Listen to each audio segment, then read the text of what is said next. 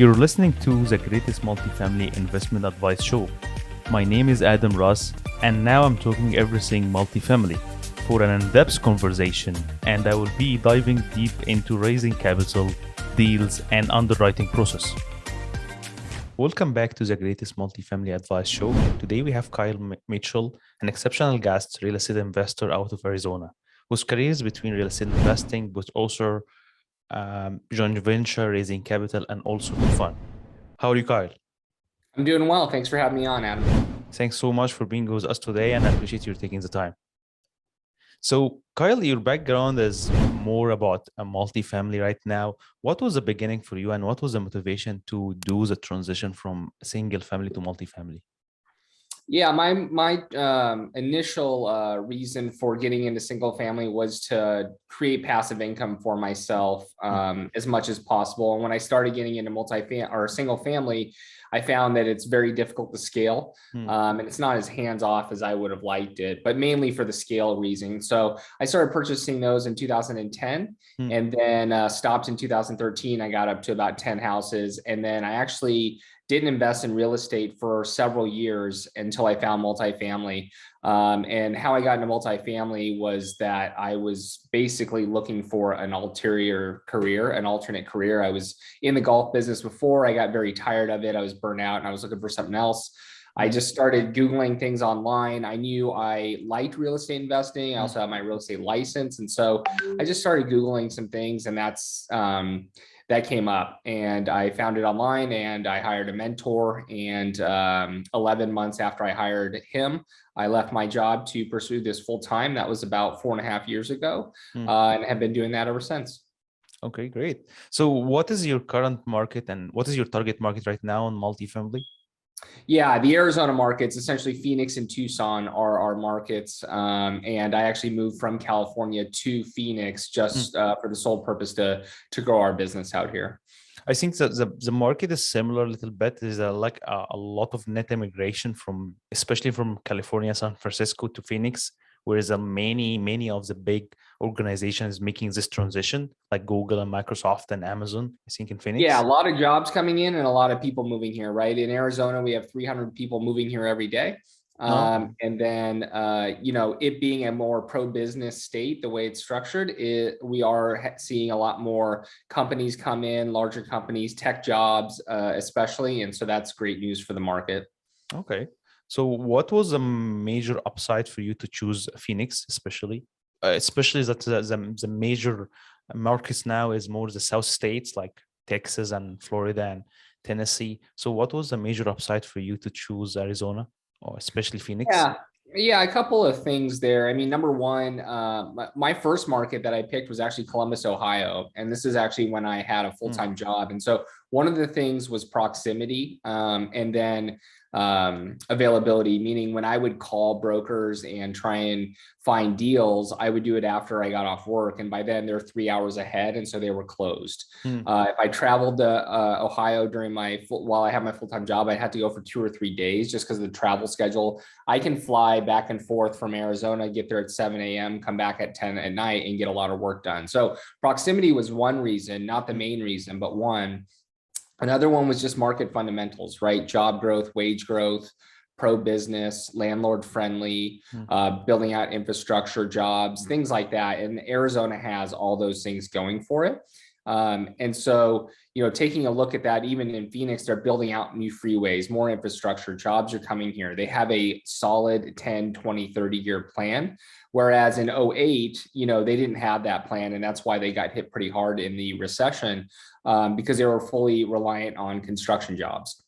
So job diversity was another reason why we liked this market.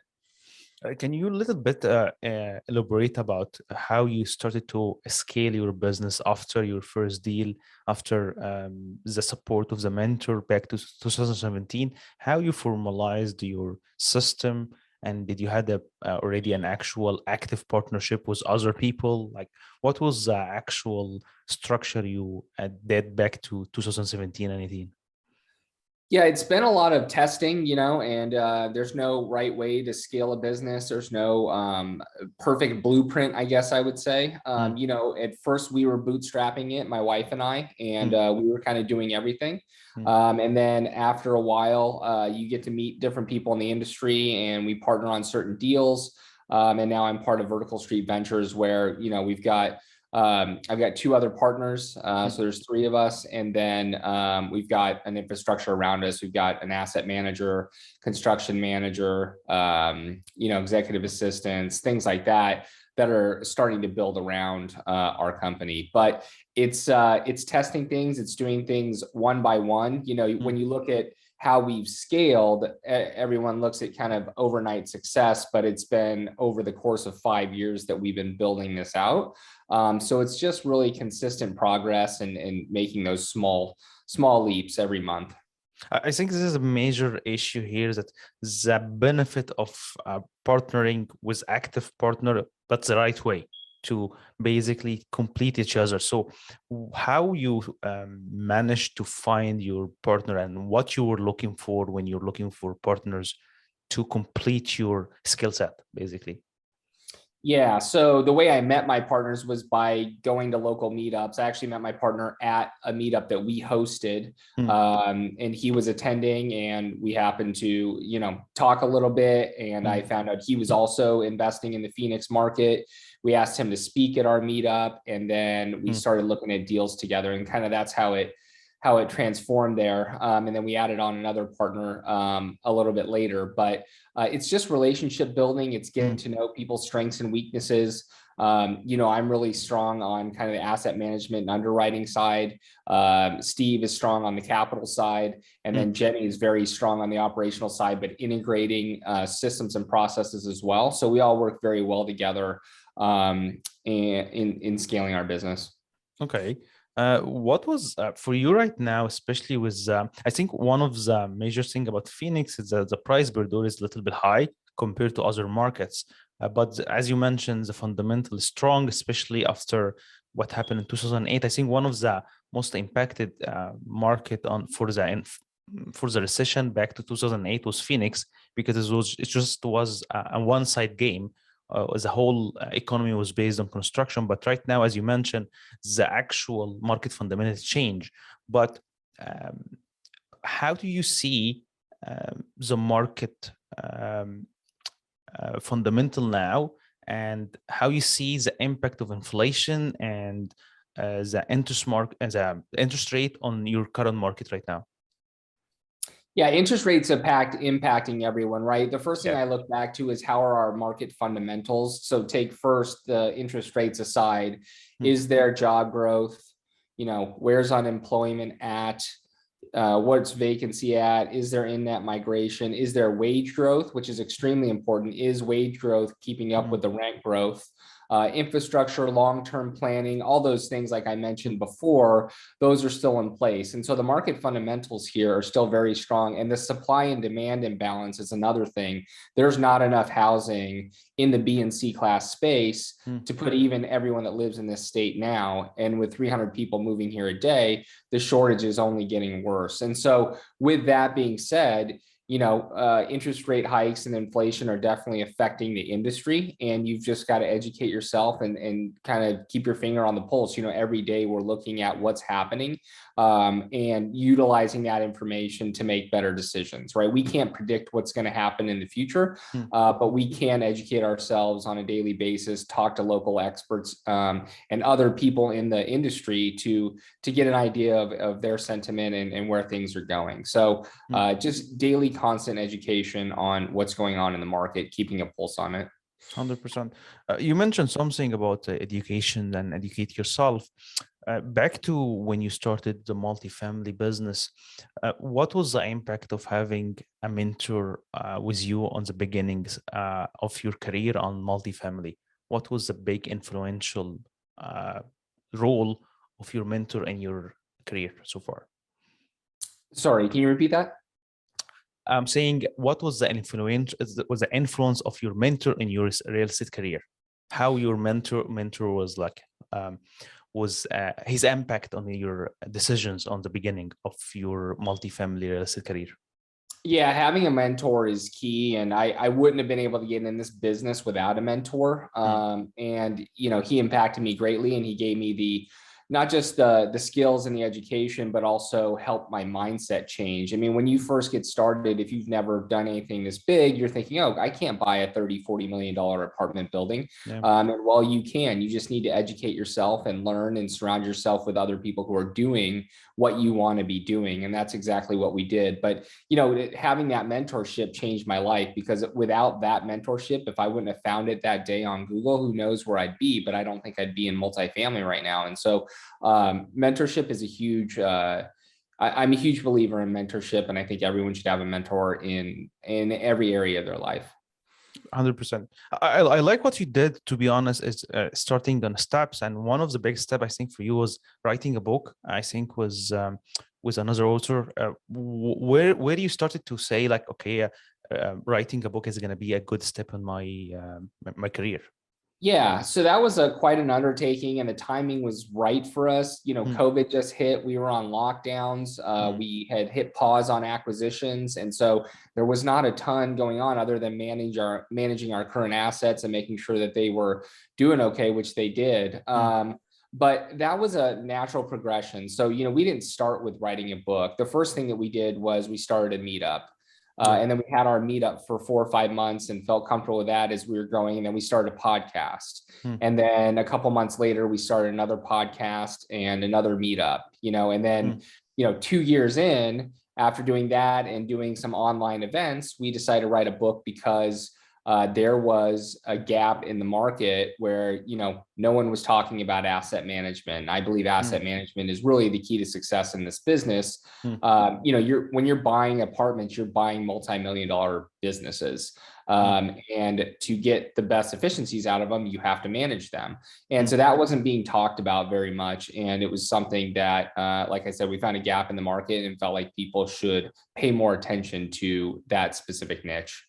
Can you talk about your book a bit more about what was the actual main structure of the book, and more what is covered for the asset management part? Yeah, so it covers asset management in every aspect, and it's called Best in Class. And it's a book written to be able to kind of flip to any chapter, depending on where you are in your investing career or at your business plan, and get some more information on that. So if it's reviewing financials, if it's managing the manager, or even disposition, you can just flip to that chapter and learn about that specific subject. So I believe there's 16 or 17 different subjects that we kind of cover in the asset management side of things in that book. 100%. The name of the book, I think, is Master of the Class. Best in Class. Best in the Class. Okay, good. Regarding your real estate deals, can you tell us what was the biggest deal so far you did? The biggest deal, so the number of units, the biggest deal is 252 units. But that one wasn't the largest in dollar amount. The largest we've done is about 40 million. Okay. It was again in 52 units, 40 million. 252 units, but that was 28 million. And then we're right now closing on one this month. That's 232 units. That's 40 million. Different markets. We do have one property in Texas. It's not our core market, but we have some partners out there who are boots on the ground and have a portfolio out there that we partnered with. So what was the upside of this deal? Like cash, it was like a buy and hold or bear strategy, or what was the actual type of the property? Yeah, all of our strategies are value add strategies. So we look for really two things. Number one, an operational inefficiency, whether that's property management or the current owners not putting money back into the property, and then rents that are below market because of those things. So they kind of tie hand in hand, but we look to recapitalize the properties, put in a few $1 million, get the deferred maintenance under control, put in professional third-party property management, and then upgrade the facility and make it really a better place for our residents to live. Okay. Right now, I think the value add strategy is going to be tough a little bit with the new added interest rate. It was not popular, to be honest, on early 2000. It was popular it started from 2010 because of the interest rate, but we'll see what's going to happen on the market regarding because right now, as you mentioned, you're working on plus $20 million deals. What was a starting point for you for raising capital, and like what was your first assignment to raise capital when you started? How much you raised? Yeah, so my main focus has always been the core operator. So we're the main sponsor on all of our deals, but we do also raise our own capital. So the first deal, we started smaller. You know, it was a 42 unit deal in Tucson that was $1.7 million. We raised $1 million on it. And then our second deal, which was actually much larger, was 15 million. We raised $6 million on that one. And then we went down and did I think a $13 million deal, then a $9 million deal. And then that's when we kind of went above 20. So there's a natural progression there to make sure you're not just starting at 30 million where you need to raise 10 to $15 million, which is much more difficult to do, especially when you're starting out, you know? So first deal, we raised $1 million on. Okay. Okay. So all of your structure is more about fund or syndication? We do single asset syndications. Single assets. Okay. Okay. Is there any plan to move to the fund model? Or more for you, it's like more appealing to focus on the syndication model? Yeah, great question and interesting timing. We are looking at potentially introducing a fund in the beginning of 2023. It's not been decided yet. There's some positives and negatives to both sides of it, right? And really it comes down to what our investors want and what the capital we have wants. And I'd say right now, some want the fund and some want the single assets. And so we're still kind of going through the process of deciding what we're going to do. So as of today, we're only doing single assets. Okay. So for the listeners, what is going to be your advice or couple of action item to start raising capital on multifamily? Especially that you did a lot of when you start, you did a podcast, you write a book, you had a lot of meetups. Already you bought a lot of deals, but what was that actual main action is really help you to progress your way to raise capital? Yeah, well, number one is getting a team, right? So I am not the only person on our team for Vertical Street that raises capital. All of us kind of raise capital who are partners in this company, but also finding someone who's strong in that. That's not my strong suit, right? My strong suit is really the underwriting acquisitions piece.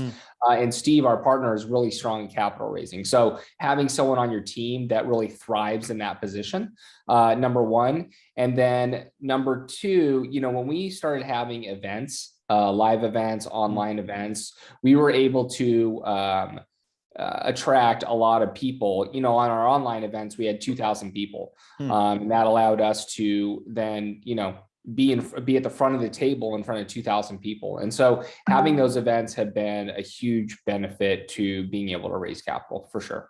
100%. Let me jump to the fun question. How you can define your superpower?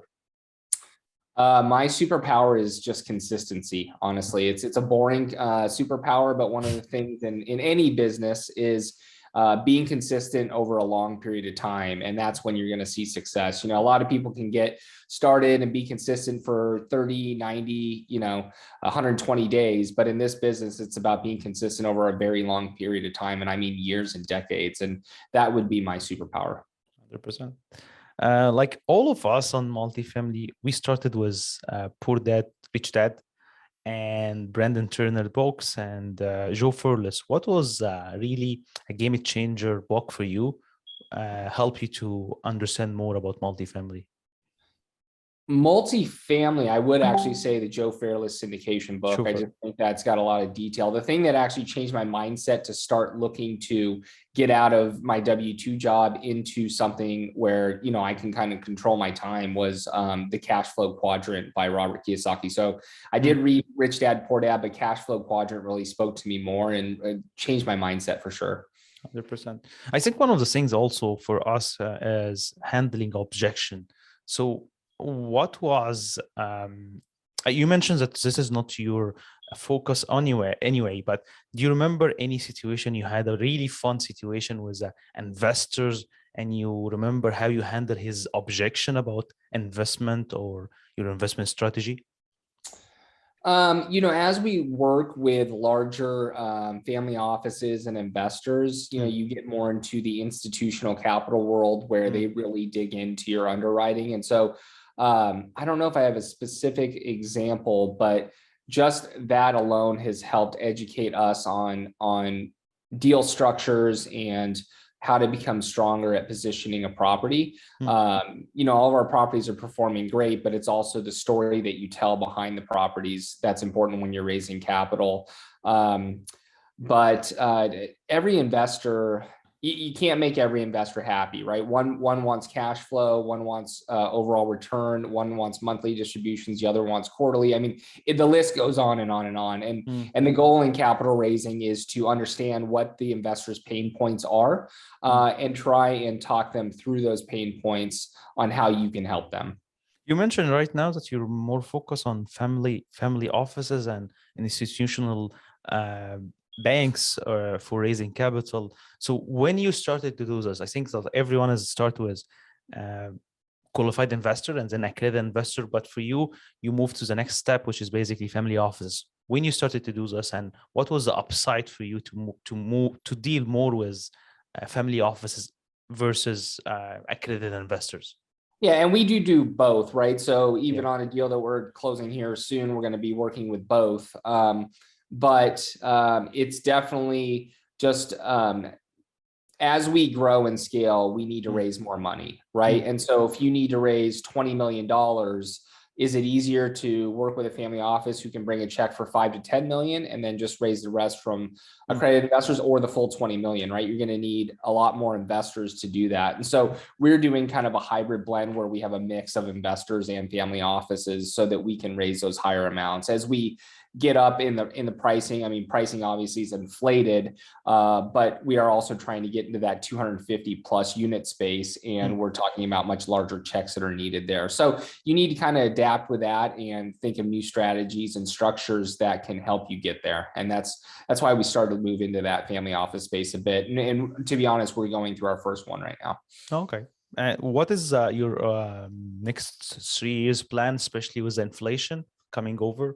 What is your next 3 years plan? Our next 3 years plan is, number one, make sure our assets our current assets are taken care of and we're managing those the most efficiently, because we have investor capital at work currently. We are bringing a lot of things in-house to create better efficiencies, whether that be construction management, possibly property management, adding a COO to our company so that we can really be focused on our management. And then, we're going to still continue to acquire, but probably be a little bit more picky as far as what we're looking for, and the types of assets. We're moving more into, I would say, Class B plus assets, newer assets that are not 50, 60 years old. And then we also have an academy that we're growing right now where we help teach other people how to get started in the Phoenix market. And so it's about growing that as well. Okay.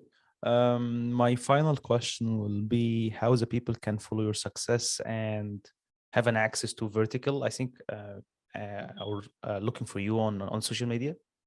Yeah, you can find me on LinkedIn at Kyle Mitchell. And then also our website has all of our information there if you want to schedule a call with us at verticalstreetventures.com.